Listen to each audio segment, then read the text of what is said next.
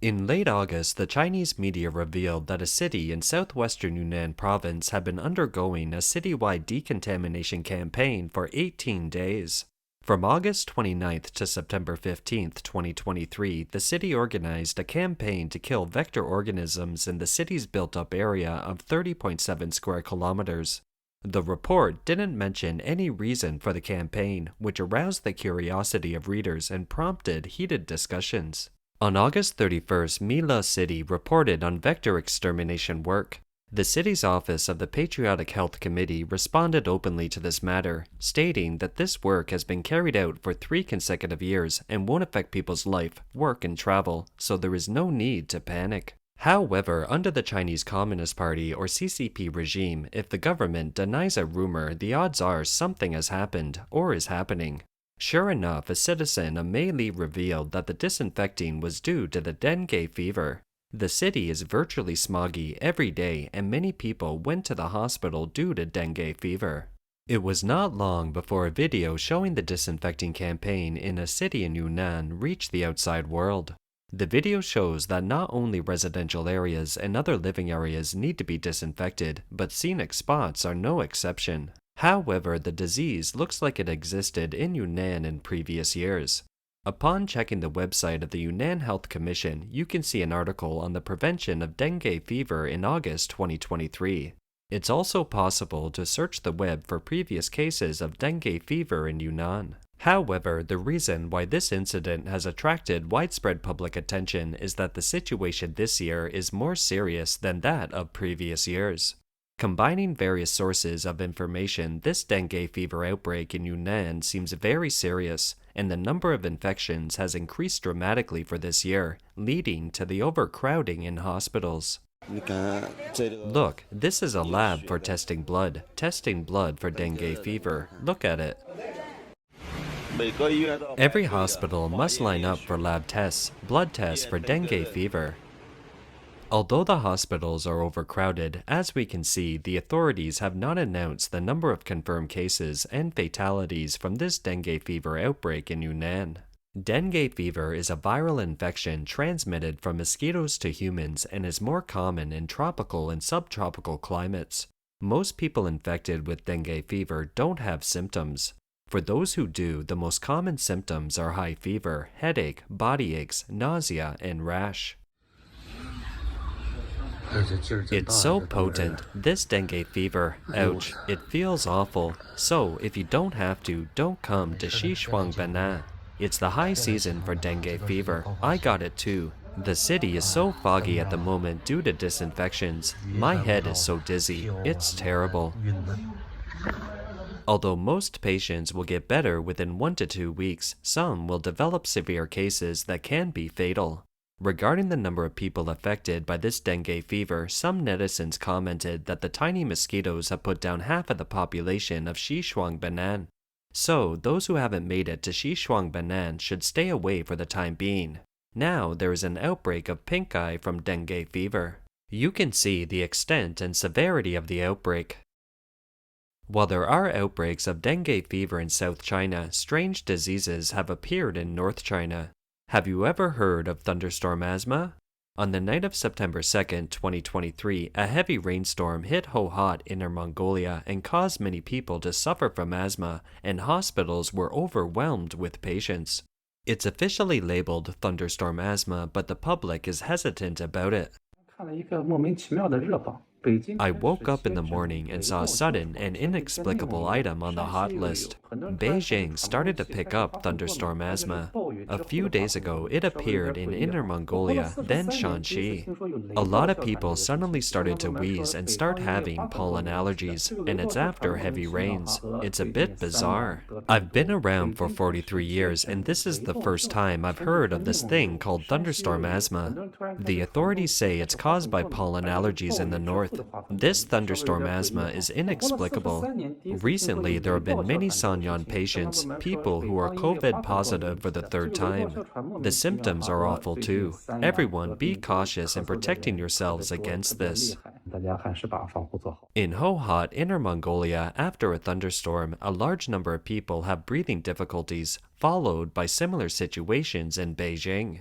The CCP government explained it as the so-called thunderstorm asthma.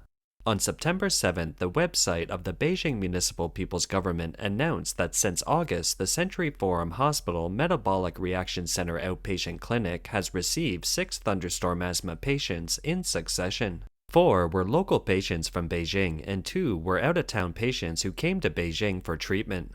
Currently, the CCP official media are vigorously trying to stress so-called thunderstorm asthma and use it to explain the surge of asthma patients. In fact, some hospitals have many asthma patients. Some doctors have come forward outright to say that they have indeed seen a large number of patients with similar symptoms recently. A large number of asthma patients seen at the emergency clinic yesterday were characterized by shortness of breath or severe coughing. An official doctor in Beijing said, "The northern part of China has entered the peak season of pollen allergy and mold allergy in the fall, and thunderstorm asthma cases have been seen in many places recently. In terms of treatment, the disease is like other respiratory allergic diseases, and patients with allergic symptoms can prevent or reduce the occurrence of thunderstorm asthma with standardized medication." China's state news agency also published a special report to explain what thunderstorm asthma is. The general idea is that from mid-July to the end of September every year, the Ho-Hot area has the highest concentration of grass pollen. When thunderstorms occur in the presence of high pollen concentrations, they can turn pollen into smaller particles that can more easily enter people's respiratory tracts, triggering allergic asthma. Why did the disease occur this year? It's because the flooding that occurred in some northern areas this year may have caused the humidity-loving plant humulus to thrive, resulting in an extended pollination period. Although the CCP wants to convince the public that this is just a very normal disease, it is undeniable that prior to this term is rarely seen in the media and online in mainland China. Therefore, some netizens believe the claims to be far-fetched. They may be cover-ups for some horrible truth. In mainland China, there is so-called inside information circulating online that claims that the improper exploitation of a uranium-containing coal mine in Inner Mongolia is the cause of widespread asthma around Inner Mongolia. Mining has led to the evaporation of radioactive substances and nuclear contamination spread by the rainfall. The sources also said that radioactive material from the coal mine was being dispersed and floated around northern China, including in Beijing, and that it was continuing to spread southward. It also said that some Communist Party leaders have already left Beijing to take refuge in the south. We haven't yet been able to verify the authenticity of this story. However, in 2012, the Chinese media proudly reported the discovery of the world's largest uranium mine in Inner Mongolia. However, since then, the words nuclear fog have been made unsearchable and prohibited in mainland China. Uranium is a radioactive element. Several years ago, by chance, it was discovered that there were areas of incredibly high radiation around some thermal power plants in the north. Its radiation level exceeds the nuclear radiation level around nuclear power plants several hundred times. As the world's #1 mega-uranium mine in the Daying area of Inner Mongolia, this uranium mine is extremely high grade, containing uranium in the range of between 2 1,000ths to 1 100th. Public reports state that the estimated mineable uranium metal content is more than 500,000 tons. At a grade of 2 1,000th fraction, this means that there are 250 million tons of uranium ore. Uranium ore in Inner Mongolia isn't a standalone mine. Scientists have studied the mechanism of its mineralization. It was formed together with ancient coal. The coal and uranium ore are mixed together and difficult to separate. There are even many uranium components penetrating into the coal. Along with the coal output, the uranium is transported to various coal consumption sites. 100 million tons of ore mined by coal in a year contains 200,000 tons of radioactive uranium in it. What's the significance of 200,000 tons of radioactive uranium being dispersed into the environment in the form of dust in a year? On the Iraqi battlefield, less than 1,000 tons of uranium-238 were scattered, of which less than a few tons were turned into radioactive dust particles that endangered the environment. For more than a decade, various international environmental organizations have been relentlessly conducting research and concluded that these residues have seriously endangered the lives and health of the local population. A few tons of radioactive dust from depleted uranium on the battlefields of Iraq have caused such harm. In China, the burning of highly radioactive Inner Mongolia coal releases hundreds of thousands of tons of radioactive uranium dust directly out of the chimneys every year, which is sown into all major cities in China. One can imagine what kind of environmental damage and ecological crises it will bring about.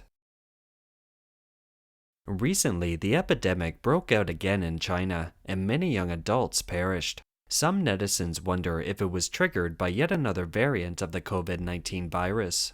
Recent epidemics in many places with recurrent high fevers as well as white lungs, officially claimed to be mycoplasma pneumonia, have also raised skepticism. These 2 days, the number of patients seem to be going up, and up, and it's very, very crowded. Usually we have 20 to 30 patients, but in the last 2 days, we had about 140 to 150 patients. The doctors are working very hard, at least in Shanghai. Every hospital has a lot of patients in their outpatient departments. Yesterday, our doctor communicated with me after work.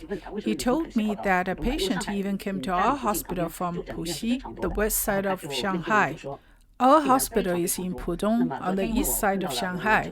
The doctor was curious as to why the patient came from the west to the east, as patients usually go to the hospital near their homes. The patient said he called around and asked which hospital had fewer patients, so he could avoid the rush.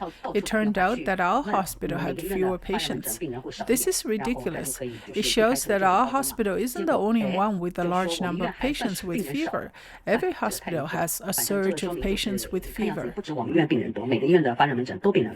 Another doctor in Shanghai drew a graph of the number of patients, and you can see that from July 15th to August 15th, 2023, the number of patients with fever is on the rise. 今天我利用休息时间，把那个病人从7月15号开始的那个就诊曲线图，给你们辛辛苦苦的画出来了，就看起来整个还是一个曲线上升的过程。 See, this is the fever outpatient clinic in Shanghai Hospital these days.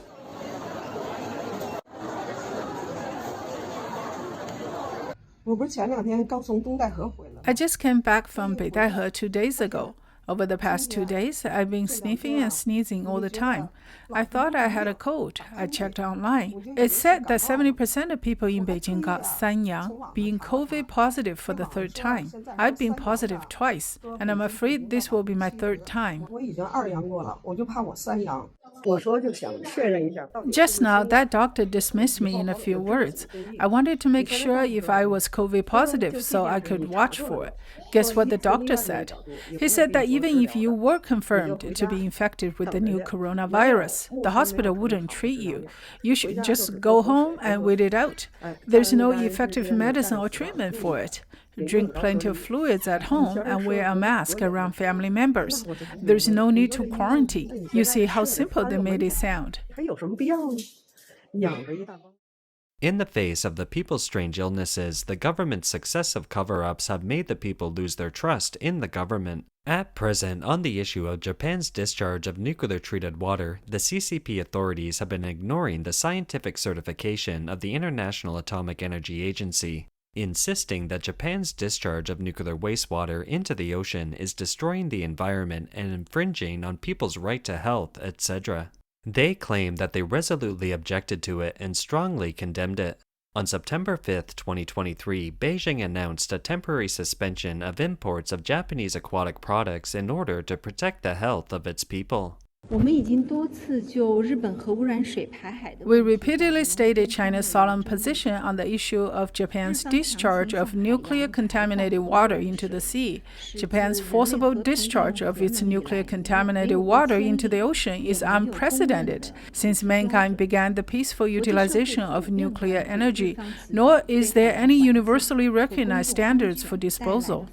The international community has extensively concerned about the risks to to be incurred by Japan's move to the marine environment and public security and taken relevant preventive measures. China's relevant measures are completely legitimate, reasonable, and necessary. In the past 2 days, Japan's discharge of nuclear wastewater has been a hot news story. I can't tell if the nuclear wastewater should be discharged or not. All I know is that those who don't even care about the life and death of the people at the bottom of the social ladder suddenly become concerned about my health. Why do I find it a bit hard to believe? Why don't you straighten out our food and medical safety first, and straighten out the employment problem of the grassroots people? Then you can tell me that you care whether I eat seafood or not. I can't even afford to have meals now, not to mention having seafood. I may not eat now, I may not eat in the future, and I may not be able to afford it forever. You should care about our basic living. The funniest thing is, a while ago, the medical anti-corruption made a big fuss and recovered so much embezzled money. But what does that have to do with me? I only care about if the price of seeing a doctor has come down and if the price of surgery has dropped. That's what I care about. If you can't bring real results, what's the point of fighting against corruption? What does that have to do with me in the end? The key is to fight corruption and bring down the price. And then I'll give you a thumbs up. Otherwise, it's all nonsense.